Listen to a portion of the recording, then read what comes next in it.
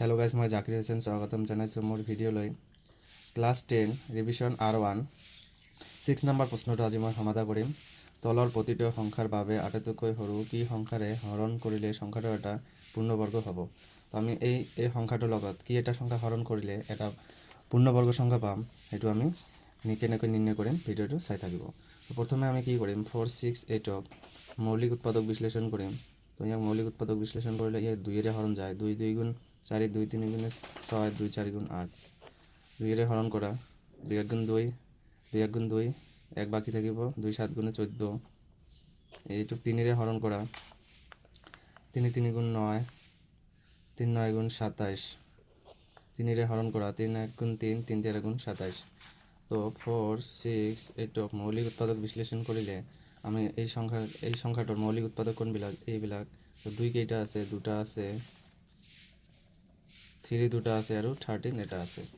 যেহেতু আমি কি কৰোঁ যে যেহেতু পূৰ্ণবৰ্গ হ'লে এই সংখ্যাটা দুবাৰ পূৰণ হয়, তো ইয়াত এটা সংখ্যা অকলে আছে, মানে এটা সংখ্যা বেছি হৈ আছে। তো যিটো সংখ্যা বেছি থাকিব সেইটো সংখ্যাৰে আমি কি কৰিম, সেইটো সংখ্যাৰে আমি হৰণ কৰি দিম। তো আমি লিখিম যে আনসাৰটো লিখিম যে 4 6 8ক 13ৰে হৰণ কৰিলে এটা পূৰ্ণ বৰ্গ সংখ্যা পোৱা যাব। 2 নম্বৰ সংখ্যাটো সমাধান কৰিম।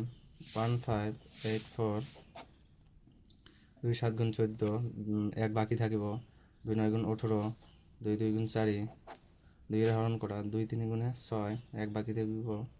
2 9 গুণ 18, 2 6 গুণ 12, 2ৰে হৰণ কৰা। 2ৰে হৰণ কৰিলে 2 2 2 1 গুণ 2, 1 বাকি থাকিব। 9 2 9 গুণ 18, 2 9 গুণ 18, 1 2 8 গুণ 16, 8 হ'ব। এইটোক 2ৰে হৰণ কৰিলে 2 9 গুণ 18, 1 2 9 গুণ 18, এইটোক আকৌ 3ৰে হৰণ যায়। এইটোক আকৌ 3ৰে হৰণ যায়। 1 5 8 4 এই সংখ্যাটো মৌলিক উৎপাদক বিশ্লেষণ কৰিলে 2 কেইটা আছে, 3 আছে, 2টা। তো আমাৰ আনসাৰটো কি হব যে 1 5 8 4ক 11ৰে হৰণ কৰিলে এটা পূৰ্ণবৰ্গ সংখ্যা পোৱা যাব। 2 6 4 5 এই সংখ্যাটোক আমি প্ৰথমে কি কৰিম, মৌলিক বিশ্লেষণ কৰিম। মৌলিক উৎপাদক বিশ্লেষণ, এটা কিহেৰে হৰণ যায়, 5ৰে হরণ যায়।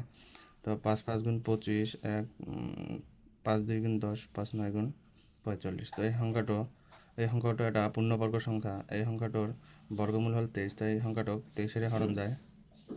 তো আমি